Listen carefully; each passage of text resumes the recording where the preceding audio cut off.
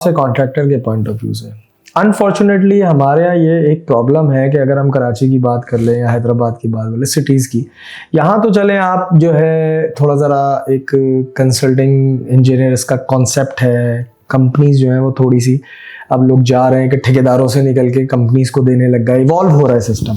लेकिन अगर आप थोड़ा सा रेयर साइड अर्बन साइड्स के ऊपर जाएं, उन जगहों पे जहाँ हाई राइज वगैरह बन रही होती हैं या थोड़ा सा फ्लैट्स वगैरह, वो इतना लो क्वालिटी और उस लेवल के ऊपर क्यों जाते हैं? ये एजुकेशन हमारे, क्योंकि मेजर रोल जो है वो सबसे बड़ा कंसल्टेंट का आता है सबसे पहले। बिल्कुल ऐसे ही। तो वो जो कॉम्प्रोमाइजिंग चीज़ें हैं जिनके बारे में हम अभी बात करेंगे आगे भी, वो कॉम्प्रोमाइजिंग कॉन्ट्रैक्टर की तरफ से आ रही होती हैं, आपकी नज़र में क्लाइंट की तरफ से आ रही होती हैं, या रेगुलेटरी अथॉरिटी की तरफ से आ रही होती है। तो बेसिकली ये बिजनेस होगा प्राइवेट सेक्टर का तो चलेगा, लेकिन इस प्राइवेट सेक्टर का मसला क्या है?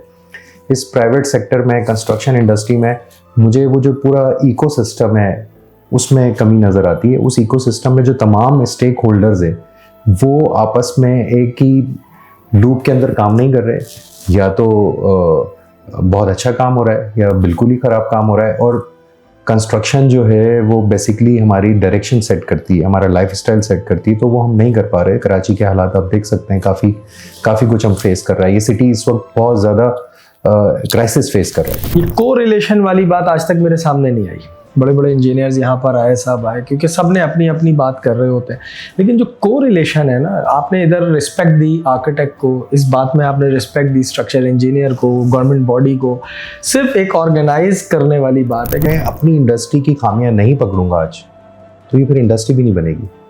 अगर मैं भी इसी डगर पे चल गया, आप भी इसी डगर पे चल गए, जो आज हम बैठ के बात कर रहे हैं, इतनी दोनों ने एक ये अपना टाइम निकाला और ये सब कुछ किया है, और किसी बेलोस कर रहे हैं मकसद कोई हमारा। सिविल इंजीनियरिंग महज एक इत्तेफाक था आपकी जिंदगी में, या मतलब था आपको कि यार मैंने ये करनी है?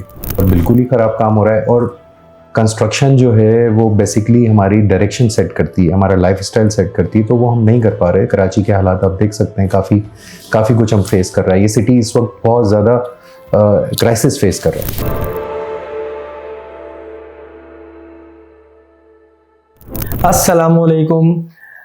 जैसा कि आप लोग जानते हैं कि हमारी पॉडकास्ट की एक इंजीनियरिंग पॉइंट ऑफ व्यू से एक सीरीज़ चल रही है, जिसमें आज हमने अपने एक बहुत यंग और बेहतरीन एंटरप्रेन्योर दोस्त, अपने इंजीनियर, उनको इनवाइट किया है, जो कि जिन्हें अगर मैं कहूँ कि मैं कब से जानता हूँ, मुलाकात मेरी बहुत कम हुई उनसे, कभी नहीं हुई, बल्कि ये कहूँगा आज पहली दफ़ा उनसे मैं मुलाकात कर रहा हूँ।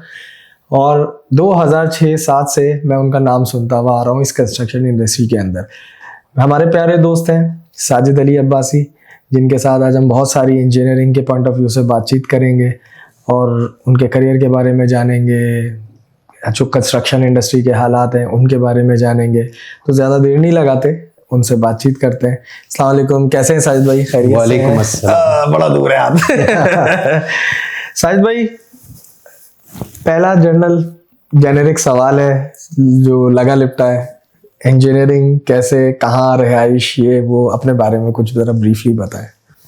बेसिकली मेरा ताल्लुक़ हैदराबाद सिटी से है, तो मेरे जो फोर फादर्स है वो भी बिज़नेस से ताल्लुक़ था। मेरे दादा, हम we are third generation business हमारी है।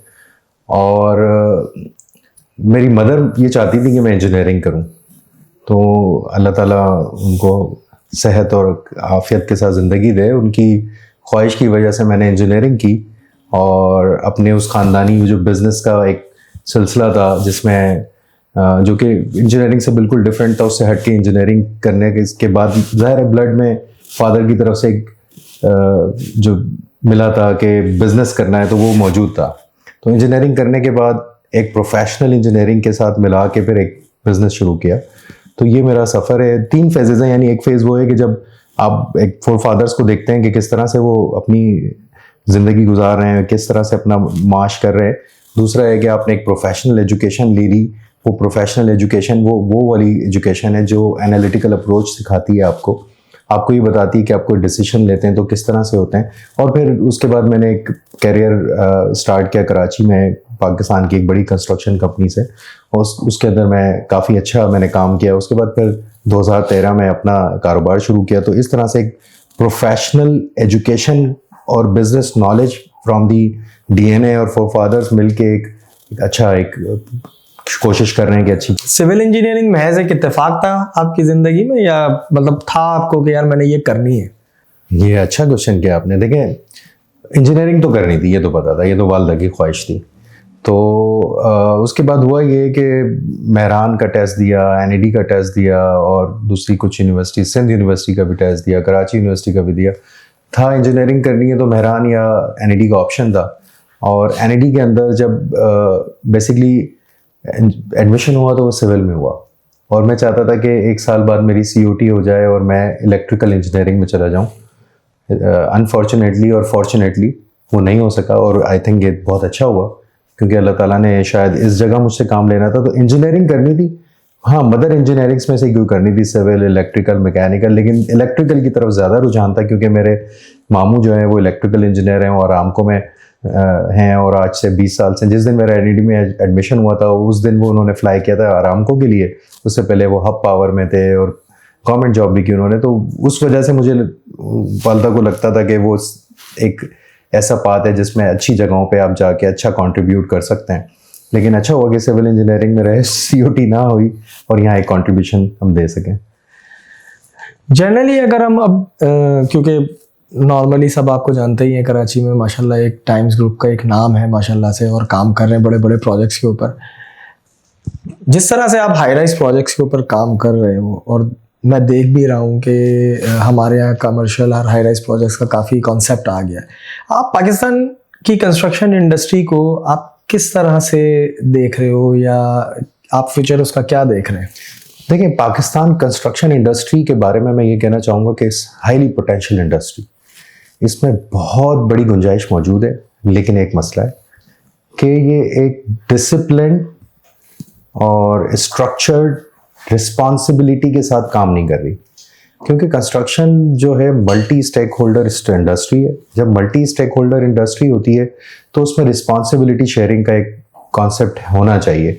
अभी यहाँ ये होता है कि कोई, देखिए, 2 सेक्टर हैं, private sector and public sector. Private sector क्या करता है कि वो तमाम हाउसिंग के प्रोजेक्ट करता है जिसमें लोगों को रिहाइश चाहिए। अब उसमें हर तरह की कैटेगरी है, हाई राइज भी है, मिड राइज भी है, और हाउसिंग भी है, और लो कॉस्ट भी है, स्टैंडर्ड कॉस्ट भी है। इसी तरह पब्लिक सेक्टर क्या करता है कि वो रोड्स बनाएगा, इंफ्रास्ट्रक्चर बनाएगा, और वो इसी पब्लिक के पैसे से, इसी बिजनेस से जनरेट हुए हुए पैसे से, या फिर आईएमएफ के पैसे से बनाएगा। और आईएमएफ से बनाएगा तो नहीं चलेगा पाकिस्तान। तो बेसिकली ये बिजनेस होगा प्राइवेट सेक्टर का तो चलेगा। लेकिन इस प्राइवेट सेक्टर का मसला क्या है? इस प्राइवेट सेक्टर में, कंस्ट्रक्शन इंडस्ट्री में, मुझे वो जो पूरा इकोसिस्टम है उसमें कमी नज़र आती है। उस इकोसिस्टम में जो तमाम स्टेक होल्डर्स है वो आपस में एक ही लूप के अंदर काम नहीं कर रहे, या तो बहुत अच्छा काम हो रहा है या बिल्कुल ही ख़राब काम हो रहा है। और कंस्ट्रक्शन जो है वो बेसिकली हमारी डायरेक्शन सेट करती है, हमारा लाइफस्टाइल सेट करती है, तो वो हम नहीं कर पा रहे। कराची के हालात आप देख सकते हैं, काफ़ी कुछ हम फेस कर रहा है। ये सिटी इस वक्त बहुत ज़्यादा क्राइसिस फेस कर रहा है। मेरा नेक्स्ट क्वेश्चन जो था वो इसी से रिलेट था, लेकिन मैं चाहता हूँ थोड़ा इसको आप और ज़रा एलैबोरेट करो कि जो इंडस्ट्री है ये सिर्फ बिल्डिंग नहीं, इसमें आपको लगता है, क्योंकि आपके बहुत सारे आर्टिकल्स में मैंने ये देखा कि आप सिस्टम की बहुत बात करते हो, लेकिन मेरा, आप ये कहें कि मेरी अभी जो थ्रस्टी है, प्रयास है, अभी वो आपके जवाब से बुझी नहीं है। मैं चाहता हूँ जो आर्टिकल में आप लिखते हो, क्योंकि लिखने के बाद पढ़ने वाले कम, सुनने वाले आजकल ज़्यादा हैं डिजिटल प्लेटफॉर्म, मैं चाहता हूँ थोड़ा सा और इस बारे में आप बात करो ओपन फोरम के। बिल्कुल, आपने सही कहा। देखिए, मैं बेसिकली अक्सर बात कर रहा होता हूँ तो मैं किसी खास तबके के लिए नहीं बात कर रहा होता। मेरा मकसद होता है कि इंडस्ट्री की बात करूँ। अब इंडस्ट्री क्या है? हमारे यहाँ जो कंस्ट्रक्शन इंडस्ट्री है वो इनफॉर्मल, अनरेगुलेटेड, अनऑर्गेनाइज्ड इंडस्ट्री है। इंडस्ट्री कभी भी इस तरह नहीं होती, इसलिए वो इंडस्ट्री नहीं बन सकी। ये 3 फैक्टर्स की वजह से कंस्ट्रक्शन एक इंडस्ट्री में कन्वर्ट नहीं हो सकी। अब इसको हमने इंडस्ट्री में कन्वर्ट करना है। कोरिलेट नहीं कर रहे थे क्या? हाँ। अच्छा, तो क्या है, अब इंडस्ट्री में कैसे कन्वर्ट होगी? फॉर्मल होगी, ऑर्गेनाइज्ड होगी, रेगुलेटेड होगी। अब इसकी एग्जाम्पल प्राइवेट सेक्टर को लेके लेते हैं, ना कि हम कोई बिल्डर को आइडेंटिफाई कर रहे हैं। हम ये आइडेंटिफाई कर रहे हैं कि सबसे ज़्यादा काम कौन करता है। सबसे ज़्यादा यहाँ डेवलपर, बिल्डर्स काम करते हैं, जो एक प्लॉट लेते हैं या एक बड़ी ज़मीन लेते हैं और उसके ऊपर हाउसिंग या बिल्डिंग बनाते हैं। तो उसमें क्या होता है कि बहुत सारे मल्टी स्टेक होल्डर्स का एक इकोसिस्टम है। बिल्डिंग वो प्रोडक्ट नहीं है जो एक फैक्ट्री में कोई चिप्स बना ली, साबुन बना लिया और वो खाया और उसके अगर रिव्यू सही नहीं आया तो फिर आपने उसको दूसरा बना लिया। आप जब कोई घर बनाते हैं, बिल्डिंग बनाते हैं, तो वो एक 50 साल 100 साल के लिए, मैं तो 100 साल पहले के लोग बनाते थे, चले अभी 50 इयर्स की भी लाइफ लेता हूँ मिनिमम, तो 50 साल के लिए होता है, उसमें 3 जनरेशन ने रहना होता है। तो वो एक लाइफ साइकिल है पूरा, उस लाइफ साइकिल को कोई नहीं सोच रहा। मैं ये कहता हूँ कि जो बिल्डिंग्स होती हैं, जो घर होते हैं, वो आप होते हैं, आपका करेक्टर होता है, आपका पर्सोना होता है जो ये बना रहा है। अब इसके स्टेक होल्डर्स कौन है वो आइडेंटिफाई हम करने चाहिए। तो सबसे पहले एक स्टेक होल्डर जो एंड यूजर है वो तो पब्लिक है। उसके अलावा हमारे पास जो स्टेक होल्डर हैं वो डेवलपर हैं, लैंड ओनर्स हैं, फिर बिल्डर्स एंड कॉन्ट्रैक्टर्स हैं, कंसल्टेंट्स हैं, आर्किटेक्ट्स हैं, मटेरियल सप्लायर्स हैं, फाइनेंसर्स हैं, सिविल सोसाइटी है, इवन जुडिशरी है। ये सारे एक कंपोनेंट, ये सारे मिलते हैं। इवन रेगुलेटरी अथॉरिटीज हैं जो हमारे यहाँ मौजूद हैं। ये सारे स्टेक होल्डर्स मिलके इस इंडस्ट्री बनाते हैं। हमारे यहाँ मसला ये है कि हम ये देखते हैं कि भाई एक ही आदमी ने प्लॉट लिया, उसी ने उसको डिज़ाइन प्रोफेशनल या नॉन प्रोफेशनल से कराया, वो भी हम आगे बात करते रहेंगे जैसे जैसे इवॉल्व होते रहेंगे। और फिर उसके बाद उसने ही उसकी मार्केटिंग की, उसको किसी भी आदमी को देके बनवाया ना। उसने ये देखा कि इसमें क्या लाइफ साइकिल था प्रोजेक्ट में, बाद में कैसे हम क्या आज शॉर्ट टर्म थिंकिंग के साथ बना रहे हैं। मैं आज बिल्डिंग बना दूं, आज मैं कोई इंफ्रास्ट्रक्चर बना दूं, साल चल तक मेरी रिस्पॉन्सिबिलिटी है, साल के बाद जो होगा, जो बैठा है यहाँ आके वो भुगतेगा।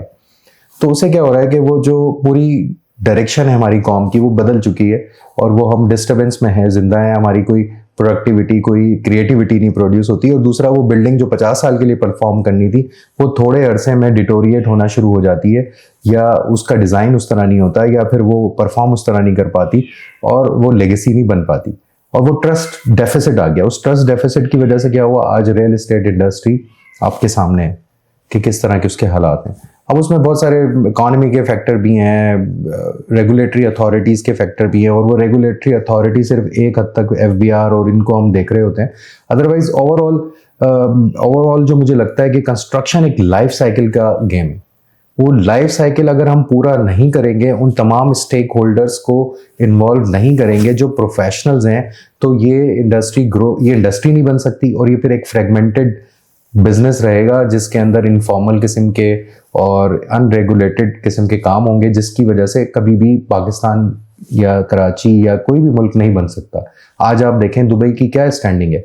दुबई अपने किसकी वजह से मशहूर है, अपनी कंस्ट्रक्शन और उस इंफ्रास्ट्रक्चर की वजह से, जिससे उसने ट्रस्ट डेवलप किया दुनिया का कि हम ये कुछ कर सकते हैं, हम ऐसे बनाते हैं, हमारी प्लानिंग्स ये हैं और इसका ये मतलब है और इसका ये मतलब है। There is a story behind everything कि वो किस तरह से काम कर रहे होते हैं और वो काम किस लेवल का होता है। हमने अगर अपने शहर को बनाना है, हमने अपने मुल्क को बनाना है, तो कंस्ट्रक्शन इंडस्ट्री को एक रेगुलेटेड, फॉर्मल और गवर्न, जो कि अच्छे स्ट्रॉन्ग स्ट्रक्चर के साथ गवर्नेंस जिसकी होती हो, और इक्वल अपॉर्चुनिटी फॉर ऑल बनाना पड़ेगा। जवाब में मेरे 3 सवाल निकले आपके इस जवाब के अंदर। आपने कहा कोरिलेट होना चाहिए जितनी बॉडीज होती हैं। इन बॉडीज में अगर हम बात करें तो डेफिनेटली एक स्टेक होल्डर जो सबसे बड़ा होता है गवर्नमेंट अथॉरिटी है, सेकंड स्टेक होल्डर जो है वो कंसल्टेंट है, और थर्ड स्टेक होल्डर जो है वो कॉन्ट्रैक्टर है। ठीक है, अब मैं स्टार्ट लेता हूँ आपसे कॉन्ट्रैक्टर के पॉइंट ऑफ व्यू से। अनफॉर्चुनेटली हमारे यहाँ ये एक प्रॉब्लम है कि अगर हम कराची की बात कर लें या हैदराबाद की बात कर लें, सिटीज़ की, यहाँ तो चले आप जो है थोड़ा ज़रा एक कंसल्टिंग इंजीनियर इसका कॉन्सेप्ट है, कंपनीज जो है वो थोड़ी सी अब लोग जा रहे हैं कि ठेकेदारों से निकल के कंपनीज को देने लग गए, इवॉल्व हो रहा है सिस्टम। लेकिन अगर आप थोड़ा सा रेयर साइड, अर्बन साइड्स के ऊपर जाएं, उन जगहों पे जहाँ हाई राइज वगैरह बन रही होती हैं या थोड़ा सा फ्लैट्स वगैरह, वो इतना लो क्वालिटी और उस लेवल के ऊपर क्यों जाते हैं? ये एजुकेशन हमारे, क्योंकि मेजर रोल जो है वो सबसे बड़ा कंसल्टेंट का आता है सबसे पहले। बिल्कुल ऐसे ही। तो वो जो कॉम्प्रोमाइजिंग चीज़ें हैं जिनके बारे में हम अभी बात करेंगे आगे भी, वो कॉम्प्रोमाइजिंग कॉन्ट्रैक्टर की तरफ से आ रही होती हैं, आपकी नज़र में क्लाइंट की तरफ से आ रही होती हैं, या रेगुलेटरी अथॉरिटी की तरफ से आ रही होती है? देखिए, इसमें मेरे ख्याल में 2-3 सिनेरियोज बनते हैं। पहला सिनेरियो ये है कि नॉन प्रोफेशनल डिज़ाइन और नॉन प्रोफेशनल कंस्ट्रक्शन टीम इसमें तो टोटल फेलियर है। यानी दोनों चीजें आपने ना डिजाइन वाली कोई प्रोफेशनल टीम ली, ना कॉन्ट्रैक्टिंग की टीम या कंस्ट्रक्शन की कोई professional team. Like a company, like मकसद कोई नहीं Engineering रखा। company। हाँ, जिसको इंजीनियरिंग है या जो जानता है, जो एक्सपर्टीज है, जो बेसिकली जो जिसका काम है। यानी हर एक का अपना अपना काम है ना, आर्किटेक्ट का अपना काम है, स्ट्रक्चरल डिजाइनर का अपना है, MEP का अपना है। तो आपने ये सिनेरियो में तो टोटल फेलियर है। अब दूसरा सिनेरियो ये कि आपने डिजाइन टीम बहुत अच्छी ले ली, ऑल एस्पेक्ट में बात कर रहा हूँ मैं, और आपने कोई प्रोफेशनल कंस्ट्रक्शन की टीम नहीं ली, जो कि बहुत बड़ा सिनेरियो है हमारे इस शहर का। क्योंकि लोग जो है ना अक्सर यही करते रहे हैं कि उन्होंने डिज़ाइन तो करवा लिया, लेकिन वो भी आइसोलेशन में रहा, और एक टीम कंस्ट्रक्शन के लिए वो नॉन प्रोफेशनल रखी जिसको बोला कि भाई लेबर रेट पे काम कर लो। यही मेरा सवाल था, मैं चाह रहा था कि आप बोले ये बात, लेबर रेट पे काम कर क्योंकि लो। मैं ये चाह रहा था कि आपकी तरफ से ये जवाब आए कि ये जो ठेकेदारी निज़ाम है इस, और बिल्कुल ही एक चीज। अच्छा, मैंने ठेकेदारी के निज़ाम के हवाले से भी इसको कनेक्ट करूंगा कि भाई लेबर रेट पे काम कर लो और इतने रुपए स्क्वायर फीट में कर लो। मैं किसी जगह बैठा था तो वहाँ पे एक कंसल्टेंट भी थे, एक प्रोजेक्ट मैनेजर भी थे, एक ऑनर भी थे। मैंने उनको कहा कि मुझे ये बताएं कि आपकी कंस्ट्रक्शन की टोटल कॉस्ट की कितनी लेबर होनी चाहिए, स्टैंडर्ड क्या है दुनिया में। लाइक कि अगर 100 रुपये मैंने एक प्रोजेक्ट पे लगाने हैं तो 25 रुपये, 30 रुपये, 20 रुपये, 10 रुपये। तो आप लोग जो बनाने वाला है, जिसने उन लाइंस को, उन डिजाइन्स को राइटली अपनी जगह एग्जीक्यूट करना है, उसको आप इतना छोटा तोलते हैं, उसको इतने मेजर उतना कम करते हैं, और उसकी परसेंटेज में आपकी कंस्ट्रक्शन कॉस्ट की लेता हूं तो वो लेस देन 10% है। आप इस 10% पे जिस लेगेसी को बनाने जा रहे हैं उसको 10% में रखते हैं, और 90% का हिस्सा आपका गुड आंसर वो है नहीं जिसमें सारे मामलात हैं। दूसरा, एक तीसरा सिनेरियो है कि भाई डिजाइन टीम भी अच्छी ले ली, अब आहिस्ता आहिस्ता हो रहा है, और कंस्ट्रक्शन टीम भी अच्छी ले ली, फिर भी अगर प्रोजेक्ट के रिजल्ट्स नहीं आ रहे, तो वो क्या वजह हो सकती है? वो ये वजह हो सकती है कि हम फिर साइलोज में हैं। यानी डिजाइन अलग काम कर रहा है, कंस्ट्रक्शन वाला अलग काम कर रहा है, दोनों की कोरिलेशन नहीं है, या वो जो ठेकेदार कॉन्सेप्ट है, वो ठेकेदार ट्रस्ट की कमी है। ये ट्रस्ट कमी के मैं कैसे डिफाइन करूंगा कि मैंने जब भी अपना काम शुरू किया तो लोग कहते थे यार आप ठेकेदार हो, मैं उनको कहता था नहीं यार मैं कंस्ट्रक्शन पार्टनर। इवन मैंने कॉन्ट्रैक्टर भी अपने साथ नहीं लिखा, मैंने उनको फिर नया कॉन्सेप्ट दिया। मैंने कहा देखें ये जो पुराना दौर था उसमें हम कहते थे ठेकेदार, और किसी ने मुझे कहा कि ठेकेदार निकला है ठग से और उसको कहते हैं चोर। तो बेसिकली क्या था कि कॉन्ट्रैक्टर को एक चोर वाली नजर जब थी ना इस जब आपने इंडस्ट्री बनानी है, आप जिससे काम कराना चाहते हैं उसको भी काम करा भी रहे हैं और उसको आप चोर भी समझ रहे हैं। ये तो बहुत है। तो दिस इज द वो फैक्ट है ये जिसकी वजह से आपकी लेगेसीज नहीं बन पा रही थी, बिल्डिंग्स, इंफ्रास्ट्रक्चर, ये कंस्ट्रक्शन अच्छी नहीं हो पा रही। तो मैंने उनको कहा कि ये पहले तो आप ये गैप दूर करें कि ठेकेदार का लफ्ज हटाएं, पहले हम कंस्ट्रक्शन पार्टनर है, एक स्टेक होल्डर है आपके साथ, और वो स्टेक होल्डर है जो कि पूरा ये एग्जीक्यूट करता है आपकी विजन को, कंसल्टेंट डिजाइन टीम की लाइंस को, और उसको राइटली एग्जीक्यूट करने वाला बनाए। और इस जो फिर क्यों चोर आप समझते हैं, जाहिर है आप उसको काम देते हैं इतने कम प्राइस में कि वो जब कैलकुलेट करता है और उसको एंड में रिजल्ट्स आता है माइनस या जीरो, तो क्या करेगा वो? चोरी करेगा ना। फिर इस चोरी का एक तो ये क्लाइंट और कॉन्ट्रैक्टर का रिलेशन हो गया, या कंसल्टेंट के साथ क्या रिलेशन है। कंसल्टेंट बहुत सारे पहले यही चोर का मकसद समझते थे कि भाई ये क्या होगा कि मैं एक्स्ट्रा डिजाइन करूं, ये सरिया नहीं डालेगा पूरा। क्या बात आपने याद दिला दी मुझे, आज से 10-15 साल पुरानी ये कॉन्सेप्ट। यार मैं बिल्डर भी ऐसा ही है, मैं जो है ना ये डेवलपर ऐसा ही है, थोड़ा कम करवाएगा, मैं एक्स्ट्रा फैक्टर ऑफ सेफ्टी लगा दूं। This is how the industry is performing. आपने जैसे बोला कि क्या याद दिला दी। फिर हम जब तक जाते हैं कि सबसे जरूरी चीज है, देखें इनिशिएटर कौन है। प्रोजेक्ट जब लैंड ली और कोई भी हाउसिंग सोसाइटी बना रहे हैं, हाई राइज बिल्डिंग बना रहे हैं, इनिशिएटर वो डेवलपर है, उसने सबसे पहला काम जो करना है वो फिजिबिलिटी, एक कमर्शियल बनानी है, एक डिजाइन की फिजिबिलिटी। आर्किटेक्ट इतना बड़ा इंग्रेडिएंट है इस इंडस्ट्री का, और जाहिर है आप आर्किटेक्ट जो होगा उसी से काम कराएंगे डेफिनेटली। इसी तरह जब आप कंस्ट्रक्शन कराएं तो फिर आपको चाहिए, और उनके बगैर आप चलते भी नहीं। हाँ, जो प्रोफेशनल हो उसी से काम कराएं। आर्किटेक्ट क्या करता है, अब कई प्लॉट है, उसकी नॉर्थ क्या है, उसमें सन कहाँ से आ रहा है, उसमें किबला कहाँ है, उसमें क्या ज़रूरियात हैं कि इंसान कैसे बिहेव करता है, हमारा कल्चर क्या है, हमारी आदत क्या है, हम कैसे सोते हैं, कैसे उठते हैं। तो आर्किटेक्ट सिर्फ आपको लाइंस नहीं लगा के देता, वो आपकी पूरी लाइफ स्टाइल सेट कर सकता है। तो आर्किटेक्ट की अहमियत उस तरह से रखनी है और उसका इनपुट एंड तक रखना है, क्योंकि ये रिस्पॉन्सिबिलिटी का गेम है। अभी क्या हो रहा है कि आपने सिर्फ डिज़ाइन और कागज़ भरे डेवलपर ने, और उसको अप्रूवल कराया, अप्रूवल सेंट्रिक अथॉरिटी से, और अप्रूवल कराने के बाद उनको साइलो में कर दिया डिज़ाइनर्स को। उनको बोला कि नहीं भाई, आपकी वजह से महंगी हो जाती है बिल्डिंग, मैं नहीं इतनी महंगी बना सकता। और यहाँ मैंने कंस्ट्रक्शन जो कर रहा है उस प्रोफेशनल टीम को बोला कि भाई मेरे पास पैसे नहीं है, बिल्कुल कम करो। और मैं मैन पावर और कितनी सस्ती करेंगे, इतनी सस्ती ऑलरेडी मैन पावर है हमारे पास। दुनिया भर के साथ मैं कंपेयर करता हूँ तो आज भी हम जो कंस्ट्रक्शन करते हैं ओवरऑल कॉस्ट में वो भी 100% डाउन है। यानी दुबई से, यूके से, बड़े शहरों की बात कर रहा हूँ, मेट्रोपॉलिटन सिटीज़ की बात कर रहा हूँ, इंडिया से बात करते हैं, वहाँ के मुंबई से बात करते हैं, उन सब जगह की कंस्ट्रक्शन कॉस्ट और आज हमारी कंस्ट्रक्शन कॉस्ट में 50%, आज भी 60% हम कम में करते हैं। तो उसके बावजूद आपने उस कॉन्ट्रैक्टर को भी या कंस्ट्रक्शन करने वाले कंपनी को भी पहले तो उसको नॉन प्रोफेशनल को हायर ना करें, जिसको सिर्फ ड्राइंग्स पढ़ना करनी, सिर्फ इतना ही पता है कि ये लाइंस लगी हुई है, मैंने ये करना है। उसको ये नहीं पता कि इसकी इंपॉर्टेंस क्या, आज इस फैसले का इम्पैक्ट 50 साल बाद क्या होगा। तो ये वाले लोगों को हायर करना। फिर आप जब ओवरऑल इस इंडस्ट्री को देखते हैं तो जब इस तरह से काम होगा तो जाहिर है फिर एक फ्रेगमेंटेशन में वो फिर एक डिस्टेंस बन जाता है और वो साइलोज बन जाते हैं, और वो साइलोज की वजह से हमारी इंडस्ट्री बन नहीं पाई। हम आज भी वही फ्रेगमेंटेशन में जिंदा हैं वगैरह। नहीं, बड़ा डिटेल्ड आपने इस बात का जवाब दिया। और आपकी जो बात थी ना, उससे मुझे एक साहब याद आ गए, इंजीनियर थे। उन्होंने कहा यार मैं 6000 PSI इसलिए रखता हूँ कि 3000 तो डालेगा। तो डेफिनेटली फिर ये ट्रस्ट डेफिसिट है। और आपने जो बात की ना कॉन्ट्रैक्टर की, और आपकी बात में बिल्कुल ठीक बात है कि असल में तो जो आपको एंड रिजल्ट देना है वो तो कॉन्ट्रैक्टर नहीं देना है। अच्छा, आर्किटेक्ट हैं, स्ट्रक्चर इंजीनियर है। मुझे बहुत अच्छा जवाब लगा, मैंने कई पॉडकास्ट किए लोगों के साथ। ये को रिलेशन वाली बात आज तक मेरे सामने नहीं आई। बड़े बड़े इंजीनियर्स यहाँ पर आए, सब आए, क्योंकि सब ने अपनी अपनी बात कर रहे होते हैं। लेकिन जो को रिलेशन है ना, आपने इधर रिस्पेक्ट दी आर्किटेक्ट को, इस बात में आपने रिस्पेक्ट दी स्ट्रक्चर इंजीनियर को, गवर्नमेंट बॉडी को। सिर्फ एक ऑर्गेनाइज करने वाली बात है कि जब ये चीज़ें सारी ऑर्गेनाइज हो जाएंगी तो बेहतर हो जाएगा। ये सिस्टम की बात है, सिस्टम की आपने बहुत अच्छा मजा आया ये जवाब सुन के। अगले क्वेश्चन पे मैं जाता हूँ आपके साथ कि अगर क्या वजह है भाई, काम वाम आपको पाकिस्तान में करना है, कराची में, या नहीं करना है? हर बिल्डर के बारे में आप ओपन बातें करते रहते हैं अपने, क्या रीजन है भाई उसकी? मैं यही आपको बताना चाह रहा था, यहाँ करेक्ट करना चाहूंगा कि भाई मैं तो इंडस्ट्री की बात करता हूँ, मैं किसी बिल्डर की बात नहीं करता। बिल्डर अच्छा तो ऐसा परसेप्शन क्यों लोग ले लेते हैं, या ये ऐसे रूमर्स होते हैं? असल में वो इसको भी क्लियर कर दें। हाँ, मैं ये चाहता हूँ कि देखें, वो तो मैं इंडस्ट्री की बात कर रहा हूँ, और अगर मैं अपनी इंडस्ट्री की खामियां नहीं पकड़ूंगा आज तो ये फिर इंडस्ट्री भी नहीं बनेगी।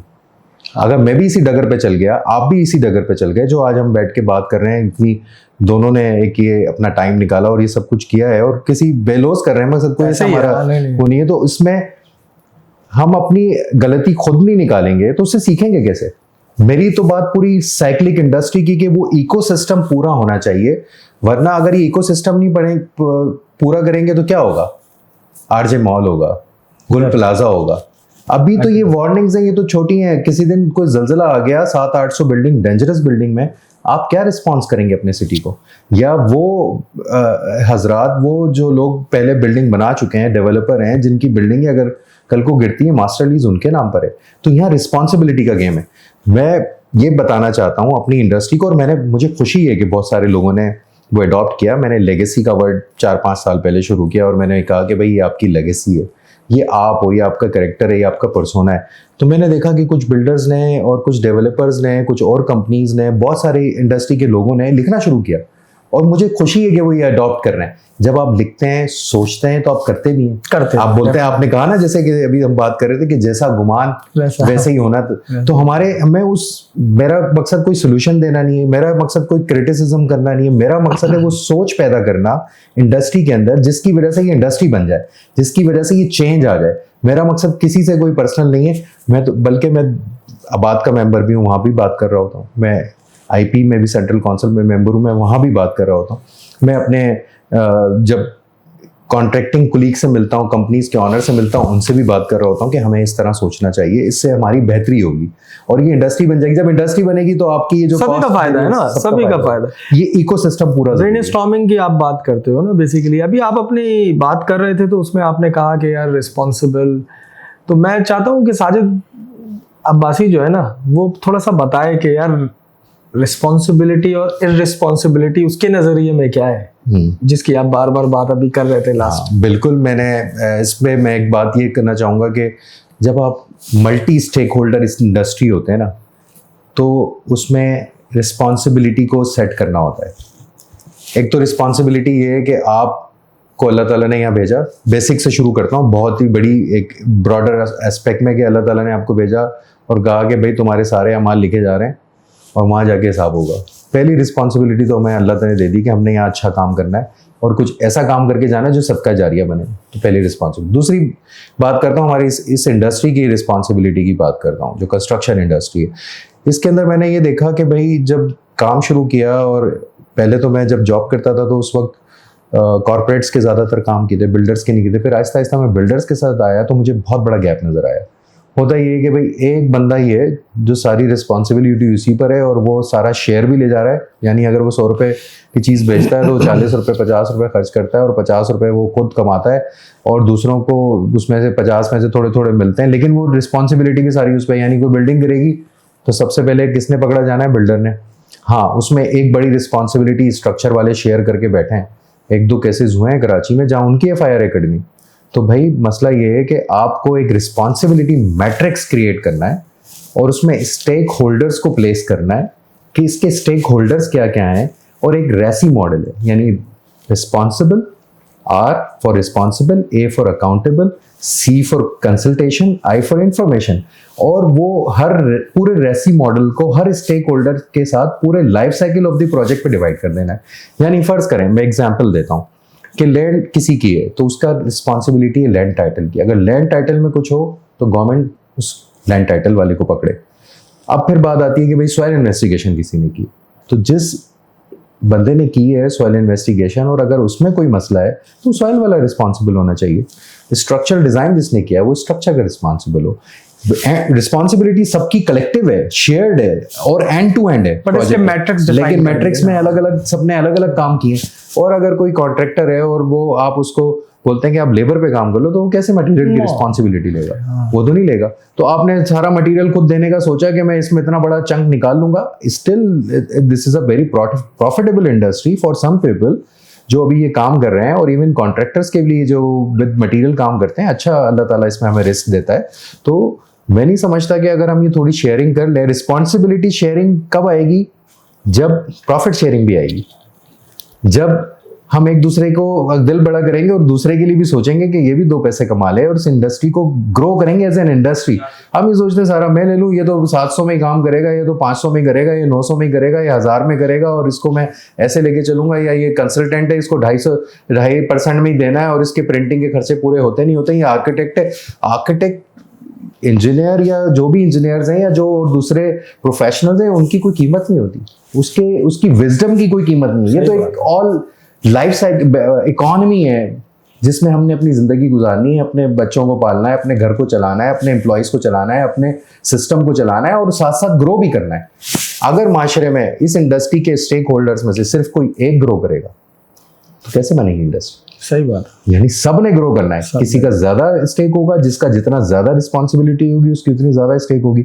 और ये रिस्पॉन्सिबिलिटी शेयरिंग नहीं करेंगे, आपके कोलैप्स होने के चांसेस उतने ही ज्यादा हैं जो कि हो रहे हैं अभी तक। ये आपने थोड़ी सी सिमिलैरिटी दे दी आदिल केराई साहब का। जब मैं इंटरव्यू कर रहा था तो मैंने बड़ा ओपन विजडम में उन्होंने बात की। उन्होंने कहा यार देखो मेरे पास बहुत सारे क्लाइंट्स आते हैं, तो मैं उन्हें यही बात कहता हूँ कि आप अपनी रिसर्च करके आओ कि आपने किसके साथ काम करना है। तो जो स्टेक होल्डर की आप बात कर रहे हो ना, तो स्टेक होल्डर को ये रिसर्च करके आना चाहिए कि यार मैंने टाइम्स ग्रुप के साथ काम करना है या मैंने अल्लाह वसाया ठेकेदार के साथ काम करना है। अब आप दोनों को एक पैरामीटर पे ना काउंट करो ना। बिल्कुल एग्रीड। ये एक बड़ा इंपॉर्टेंट फैक्ट है। पहली चीज तो मैं तो चाहता हूँ कि ये अनऑर्गेनाइज्ड इनफॉर्मल ये ऑब्सोल्यूट होना चाहिए। ये वजह ये कि ये आपकी वो 50 साल 60 साल की लाइफ को 30 साल पे खड़ा कर रहा है। आपको लग रहा है कि आप अच्छा कर रहे हैं, शॉर्ट टर्म कैश फ्लो बना रहे हैं, शॉर्ट टर्म प्रॉफिट बना रहे हैं, आप अपना ट्रस्ट लूज कर रहे हैं, आप अपनी नेक्स्ट जनरेशन के लिए उनको अकाउंटेबल बनाने जा रहे हैं।